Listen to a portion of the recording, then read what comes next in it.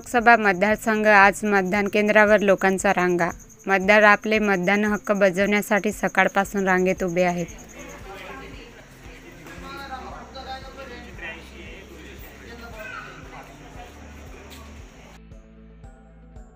आज दिनांक 13 मे 2024 नंदुरबार लोकसभा मतदारसंघात मतदारांनी सकाळपासून आपल्या मतदानाचे हक्क बजावण्यासाठी मतदान केंद्रावर मोठ्या प्रमाणात गर्दी केली आणि मतदानाचा हक्क बजावत आहेत।